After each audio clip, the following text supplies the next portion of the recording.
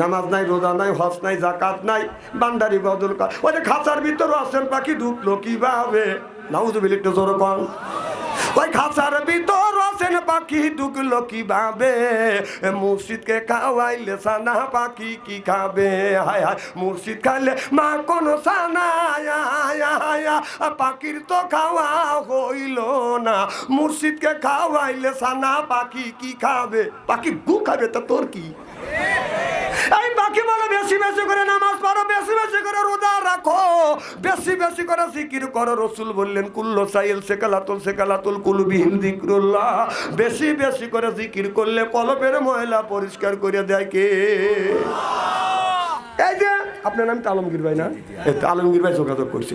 এই যে ভাইজান পাঞ্জাবি গায়ে দিছে, এই কাপড়ে যদি ময়লা ভরে বাদান সাবান সোটা দিলে বাদান পরিষ্কার হয়। শরীরে যদি ময়লা ভরে সাবান দিয়ে ডলন দিলে বাদান পরিষ্কার হয়। অন্তরে যদি ময়লা ভরে কি দিয়ে আপনি পরিষ্কার করবেন?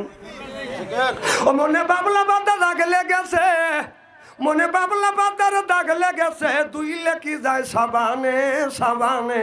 মনের ময়লা মুজবে কেমনে? খাজরত যায় না রে ধুলে, স্বভাব যায় না রে মলে। শিকার গন্ধ যাইবে কি ভাই? সুসার গন্ধ যাইবে কি ভাই? গোলাপ জল দিলে মনের ময়লা মুজবে কেমনে? নবী বলেন কুল্লু সাইল সেকালাতুল কুলুবিহিল যিকরুল্লাহ। বেশি বেশি করে জিকির করলে কলবের ময়লা পরিষ্কার করে দেয় আল্লাহ। সিল্লা কান আল্লাহু আকবার। নারে